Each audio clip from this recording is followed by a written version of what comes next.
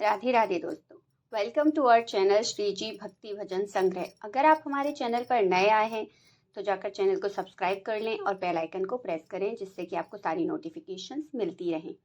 अगर आपको वीडियो पसंद आती है तो लाइक शेयर ज़रूर करें। आज मैं लेकर आई हूँ रक्षाबंधन की पौराणिक कथा।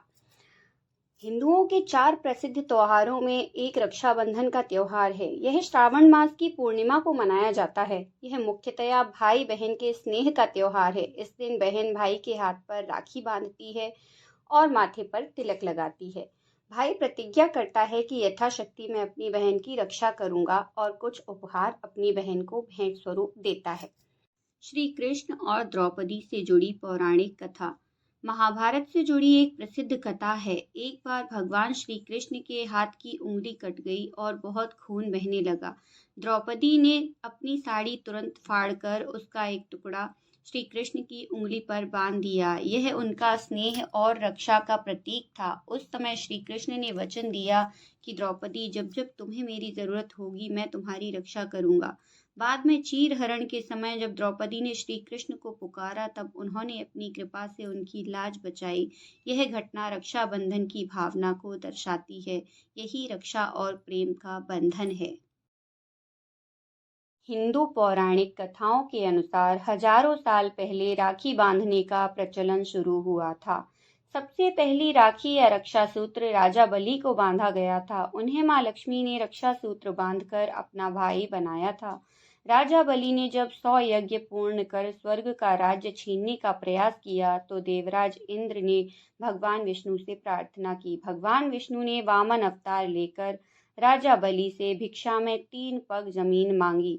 भगवान ने 2 पग में ही पूरी धरती नाप डाली और फिर तीसरा पग देने के लिए तब राजा बलि से कहा। इस पर राजा बलि समझ गया कि वामन रूप में दिख रहा यह भिखारी कोई साधारण भिखारी नहीं है।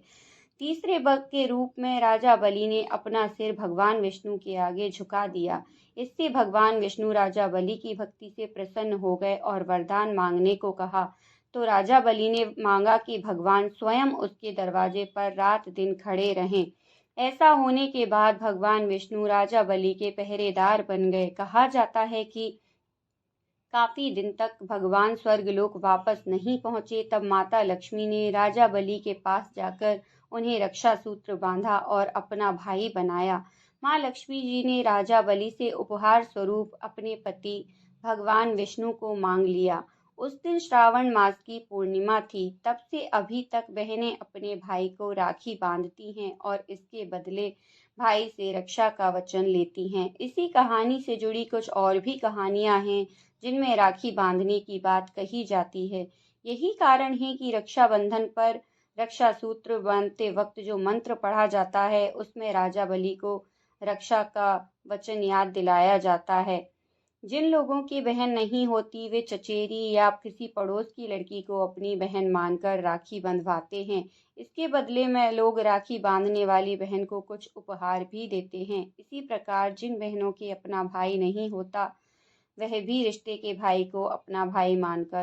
मध्यकालीन इतिहास में भी एक ऐसी घटना मिलती है जिसमें चित्तौड़ की रानी कर्णावती ने दिल्ली के मुगल बादशाह हुमायूं के पास राखी भेजकर उसे अपना भाई बनाया था। हुमायूं ने राखी की इज्जत की और उसके सम्मान की रक्षा के लिए गुजरात के बादशाह से युद्ध करने के लिए निकल पड़ा। हालांकि वह समय पर नहीं पहुंच पाया और रानी कर्णावती ने जौहर कर लिया।